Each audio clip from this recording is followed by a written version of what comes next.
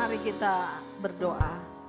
Terima kasih Tuhan Yesus untuk semua yang Tuhan sudah buat dalam hidup kami dan yang akan Tuhan buat.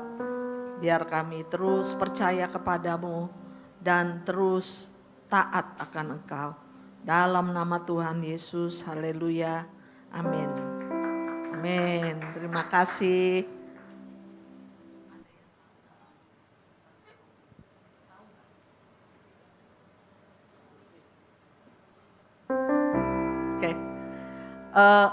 Saya akan, ini trust and obey berarti percaya dan taat kepada Tuhan. Akan saya bacakan dulu. Ketika kita berjalan bersama Tuhan di dalam terang firman-Nya, kemuliaan-Nya itu menerangi jalan-jalan kita. Ketika kita mengerjakan kebaikan-Nya, Dia selalu akan bersama dengan kita. Ketika semua yang percaya dan yang taat, tidak ada cara lain. Ada kebahagiaan dalam Yesus hanya dengan percaya dan taat akan Tuhan.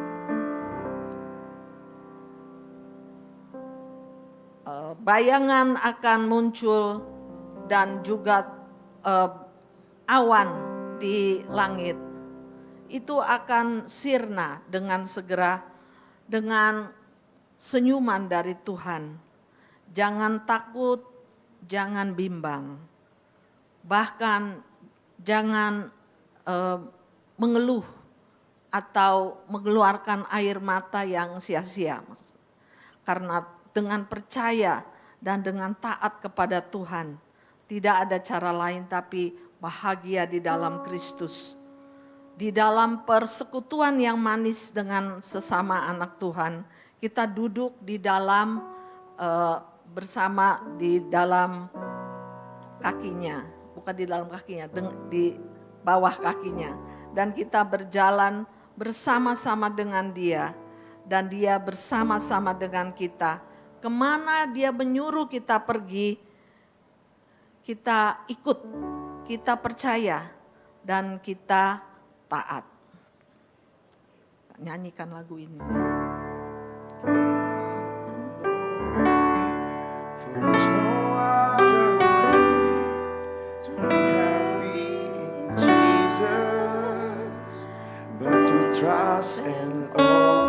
Dari awal. When we walk with the Lord in the light of His word, what the glory He sheds on our way. While we do His good will, He abides with us still, and with all who will trust and obey. Trust and obey. There's no other way to be happy in Jesus but to trust and obey. Not the shadow can rise, not the cloud in the skies, but His mind quickly drives either way. Not the doubt or a fear, nor the sigh or a tear can abide while we trust and obey. Trust and obey. There's no other way to be happy in Jesus but to trust and obey. Then in fellowships we will sit at His feet, or we'll walk by His side in the way. What He says we will do, where His sons we will go. Never fear, only trust and obey. Dua kali. Trust and obey. There is no other way.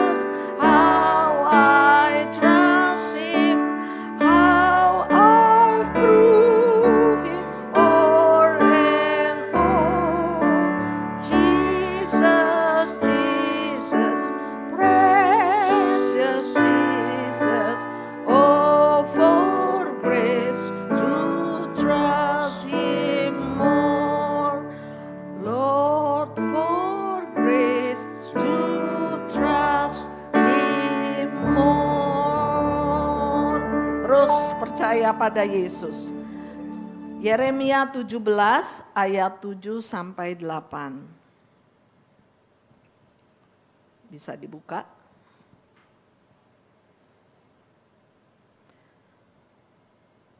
Yeremia 17 ayat 7 sampai 8. Ia akan seperti pohon yang ditanam di tepi air, yang merambatkan akar-akarnya ke tepi batang air, dan yang tidak mengalami datangnya panas terik, yang daunnya tetap hijau, yang tidak khawatir dalam tahun kering, dan yang tidak berhenti menghasilkan buah. Ya, percaya kepada Tuhan dan juga taat. Ya, kalau tidak taat, akar itu seperti perumpamaan yang Tuhan ajarkan di dalam perumpamaan tentang benih yang ditabur. Itu ada yang jatuh di tanah yang kering. Dia akarnya keluar akar, dia tuh masuk, terus dia keluar akar, tapi akarnya itu mandek. Tidak berakar, terus mencari batang air. Jadi ya udah segini aja, percaya kepada Tuhan udah. Tapi tidak berakar yang dalam.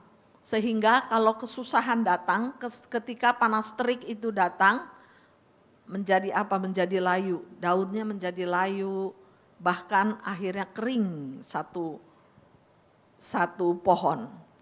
Tuhan bilang di sini di dalam Yeremia, akar itu harus sampai ke batang air sehingga dia terus bisa dapat cari makanan, ya, dapat bertumbuh, dapat terus berpegang kepada Tuhan, karena Tuhan juga melambangkan kita sebagai seperti carang. Yesus pokok, kita carangnya, terus menempel, terus percaya kepada Tuhan, ya.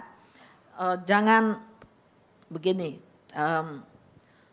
oke, saya sudah percaya kepada Tuhan, tapi saya hanya mau Tuhan aja yang bicara langsung kepada saya.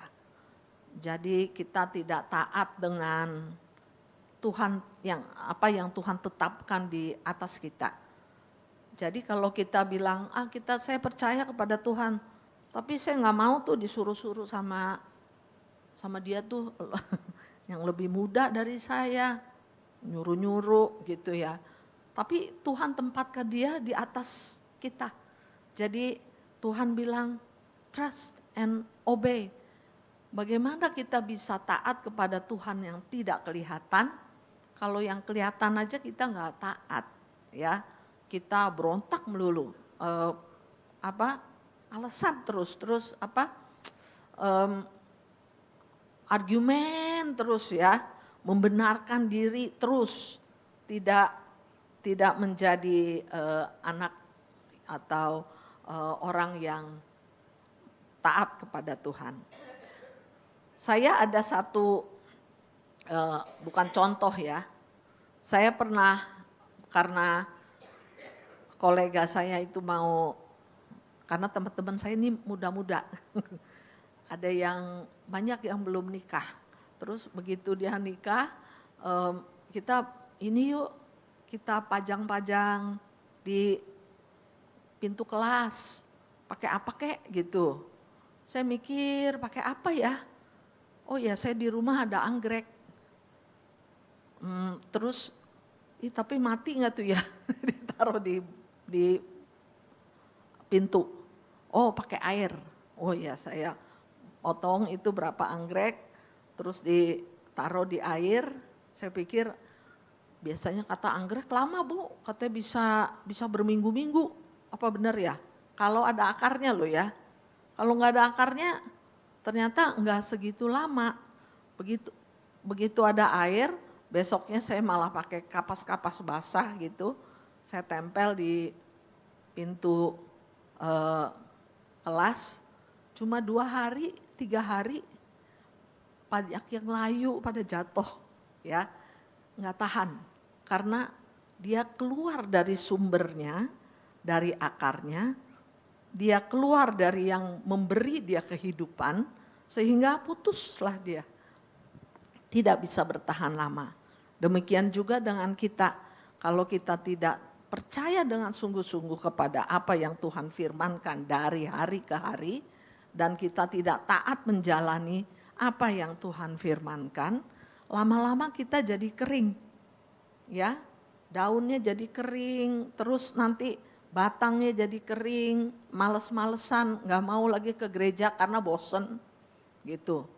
Bosen begitu-begitu aja, udah tahu lah apa itu trust obey, saya tahu lah itu percaya dan taat, saya tahu gitu.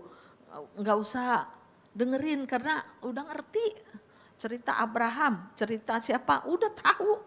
Itu dari sekolah minggu.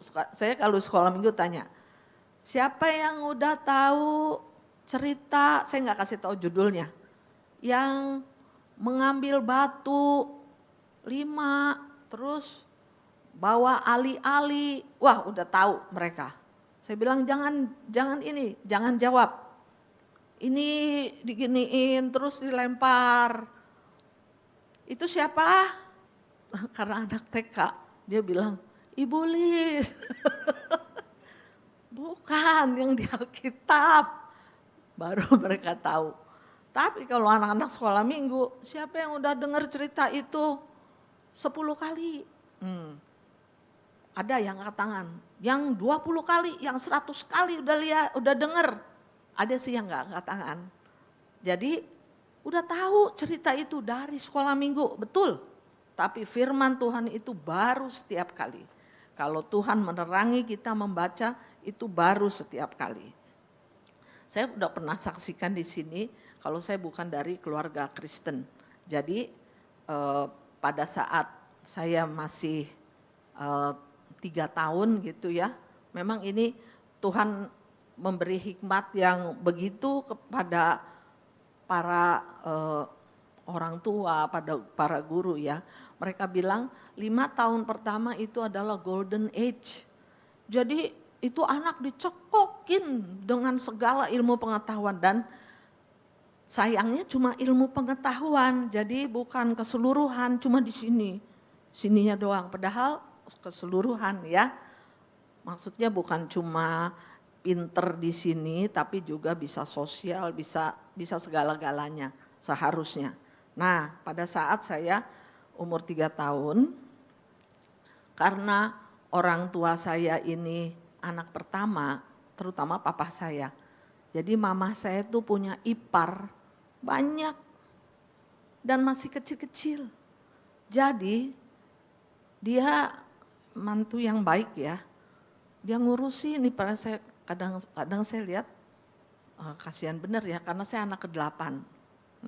Keluarga besar, papa saya juga itu 9 anak ininya, orang tuanya. Papa saya anak pertama.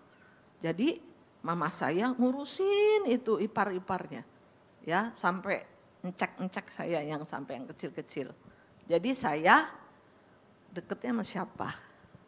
Tahu gak? Sama pembantu. Karena pembantu saya itu suami istri udah lama kerja.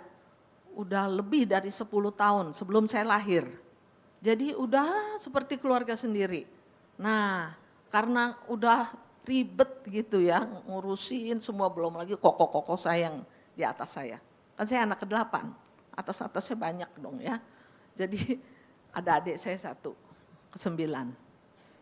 Jadi dari kecil, udah sana sama si ibu katanya ya. Nah, karena begitu tiap kali main dengan begitu, terus satu kali dia mau pulang kampung, si pembantu saya ini. Terus dia tanya ke mama saya, Bu, saya boleh gak bawa si Non pulang ke Jawa, Semarang? Ya, saya udah gak tahu sekarang, udah gak inget, itu masih kecil bener. Pulang, bawa si Non. Dan anehnya, mama saya kasih. Saya dibawa, adik saya enggak, karena mungkin masih terlalu kecil. Saya dibawa naik kereta pertama kali, naik kereta. Wah, norak sekali ya. Terus habis itu naik mobil, rumahnya tuh di pinggir kali. Deket gitu dengan sungai. Sungainya tuh bukan sungai yang bersih loh. Sungainya tuh agak coklat. Ya, jadi dan mungkin itu lumpur. Nah, karena saya tuh diem aja gitu, udah main-main lah. Pada ngomong Jawa gitu ya, saya nggak bisa. Tapi main aja, namanya anak-anak ya. Satu ngomong ini, satu ngomong ini, satu ngomong ini, mereka bisa main. Itu hebatnya. Karena apa? Satu tujuan, pokoknya fun gitu ya. Main, ternyata saya tergelincir. Saya jatuh ke sungai. Dalam ternyata sungai itu. Mungkin saya merasa itu saya dari atas melayang begitu ya, nggak bisa berenang. Melayang, kayaknya saya udah mau hampir ke bawah. Saya pikir ini apa ya, saya nggak bisa napas, nggak bisa teriak, nggak bisa apa-apa. Saya sih tahu di keluar tuh sayup-sayup, jerit-jerit itu siapa? Pembantu saya rasanya, jerit-jerit. Karena dia takut sekali. Saya udah hampir jatuh, saya pikir mungkin itu orang yang ada di tengah-tengah antara hidup dan mati kali ya, mungkin. Karena saya udah gak merasa apa-apa, diem aja gitu, ini semua air. Tiba-tiba ada sesuatu yang menopang badan saya gak tahu. Saya bilang itu tangan apa-apa ya, itu tangan apa orang, apa siapa saya gak tahu. Tapi saya bilang itu tangan, kok gede bener ya tangan, gede bener tangannya. Angkat saya ke atas, dorong saya ke pinggir. Mata saya merem, tapi saya dengar suara-suara yang begitu ribut. Saya dipinggirin, lalu dipanggil-panggil nama saya, dipencet-pencet gitu, dipikir saya udah gak ada kali. Emang saya diem aja. Tapi saya dengar itu suara-suara cuma gak bisa ngomong. Begitu iniin keluar dan saya juga keluar air. Air got, air sungai. Terus pembantu saya tuh sepertinya aduh lega banget gitu ya. Ternyata masih hidup. Saya tahu saat itu saya belum kenal Tuhan. Keluarga saya bukan keluarga Kristen. Saya tahu itulah pertama kali Tuhan memanggil melalui seorang anak yang gak tahu apa-apa, ya. Lalu dia bilang, gimana rasanya? Saya gak bilang gini, tadi siapa yang nolong saya ya? Karena gak ada yang ngaku. Untung lah dek, untung lo, om tolongin, gak ada yang ngaku. Jadi saya pikir betul-betul itu Tuhan, tangan Tuhan ya. Saya cerita ini ke kelas 6. Dan mereka bilang, is it real? Hah? Of course it's real. Kalau enggak, ibu enggak ada di depan kamu sekarang. Ibu udah di atas sama Tuhan Yesus. Enggak tahu sama siapa. Nah, karena dia lihat saya begitu kotor, jadi saya dibawa pulang. Saya dimandiin, dikeramasin. Terus kayaknya saya diendus-endus. Mungkin masih bau, dikeramasin lagi. Terus saya sih tenang-tenang aja, untungnya saya enggak fobia dengan air. Biarpun udah pernah tenggelam tapi enggak fobia. Jadi tetap bisa berenang, ngelihat air ya enggak apa-apa. Naik speedboat waktu itu misi ke Ambon, ke Masoi. Naik speedboat yang sampai ke agak takut-takut juga, wih ini ternyata laut gede banget. Sampai hampir katanya itu ke sana tuh udah Raja 4 katanya. Itu besar tapi enggak takut yang berlebihan sampai bagaimana gitu, sampai hilang akal, enggak. Puji Tuhan, karena Tuhan mengingatkan saya, kamu ingat enggak Tuhan tolong kamu? Siapa yang tolong kamu itu? Apa itu tangan besar yang kamu sendiri enggak tahu? Itu orang atau siapa? Ya orang kali ya, tapi udah enggak tahu. Pokoknya saya merasa saya diangkat tuh bukannya diangkat begini, tapi badan semua begini, tidur begini. Kalau nggak ada yang nopang sesuatu di belakang, kok bisa saya ke atas sendiri? Memangnya saya begitu kayak film apa tuh yang tiduran terus bisa naik? Nggak bisa lah begitu ya. Tapi karena Tuhan yang memimpin. Nah itu menjadi titik momen ketika saya kelas 6 atau kelas berapa itu diperkenalkan tentang Yesus. Saya ingat itu. Wah nggak boleh lari, nggak boleh. Sekalipun keluarga saya, awas ya, mau jadi Kristen katanya. Tapi puji Tuhan, satu demi satu. Mulai dari adik saya. Terus saya sampai lupa, siapa ya, mamah kali ya, apa kokoh. Pokoknya terus gitu, walau beberapa dari mereka tuh ada yang Katolik, tapi mereka percaya Tuhan. Dan terakhir papa saya paling akhir susah karena ya gitu, ngecek yang ini, apa tuh gitu ya, apaan sih gitu. Dan puji Tuhan, percaya bahwa setiap yang kita alami itu ada rencana Tuhan. Tuhan tidak lepaskan anak-anaknya untuk nyari-nyari. Kan saya nyari-nyari, saya bilang 3 tahun kok saya masih ingat ya, karena belum sekolah. Karena belum sekolah jadinya dibawa ke Semarang ya. Dan Tuhan tidak akan melepaskan anaknya mencari-cari tentang dia sampai Tuhan menemukan kita dengan doa-doa yang kita panjatkan dalam hidup kita, dalam keluarga kita, dalam lingkungan kita.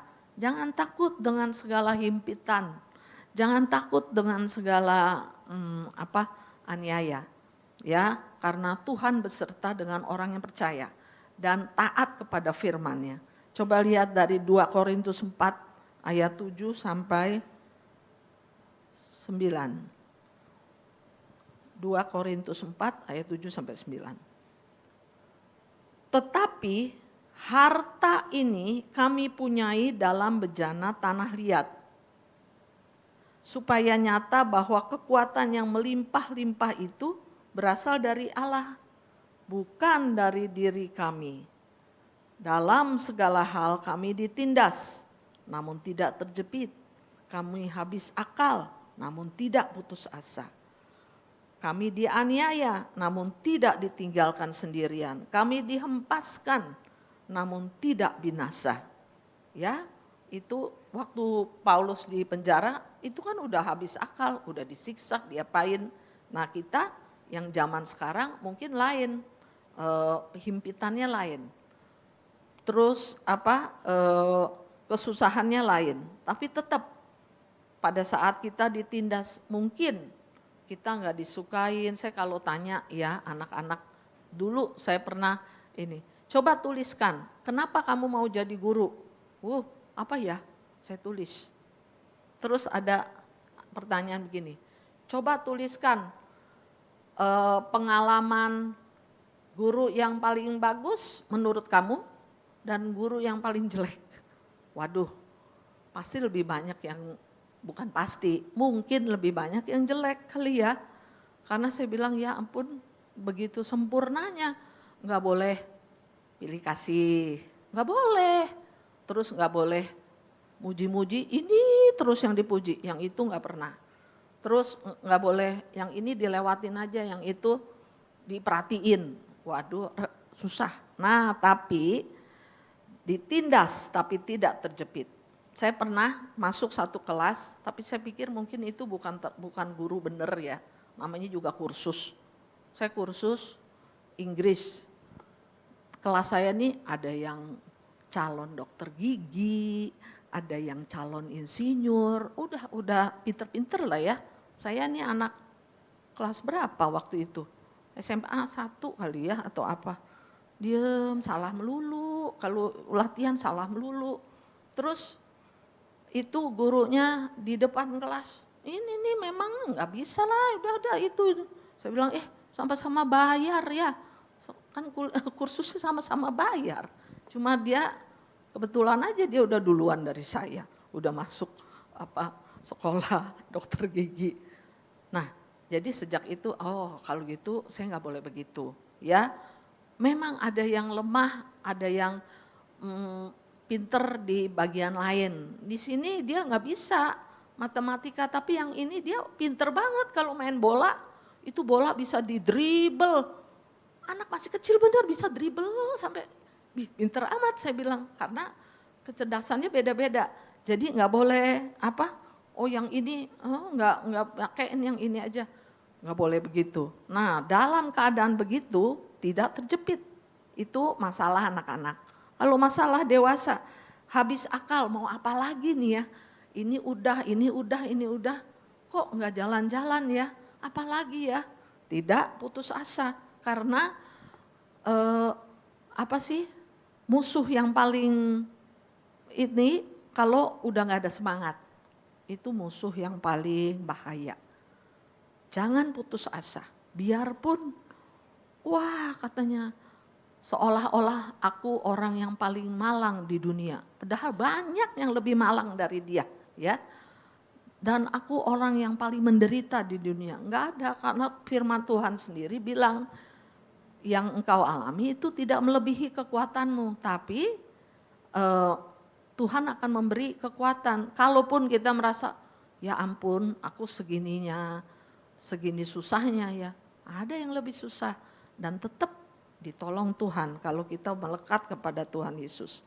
Jadi meskipun dianiaya, meskipun habis akal, meskipun ditindas, jangan putus asa dan jangan berhenti, ya, terus maju di dalam Tuhan. Karena meskipun demikian kita tidak ditinggal sendirian selama kita percaya kepada Tuhan Yesus. Oke? Jangan takut kalau engkau mengalami hal-hal yang tidak enak, jangan takut, terus percaya dan terus percaya akan janji-janjinya. Orang-orang yang ditempatkan di atasmu, taatlah akan itu. Karena mereka lebih, Tuhan beri hikmat lebih supaya bisa menuntun kita untuk lebih mengenal Tuhan. Ya, lihat lagi dari Amos 5 ayat 14. Amos 5 ayat 14, ayat terakhir. Carilah yang baik dan jangan yang jahat, supaya kamu hidup. Dengan demikian Tuhan Allah semesta alam akan menyertai kamu seperti yang kamu katakan. Oke? Terus percaya kepada Tuhan, terus taat akan firman-Nya, terus bertumbuh di dalam Tuhan. Amin. Bisa kita nyanyikan lagu itu apa?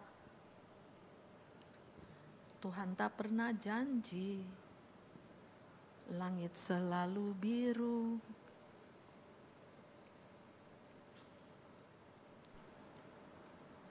Ingat, semua janji Tuhan akan tergenapi kalau kita taat dan kita terus percaya akan semua firman-Nya.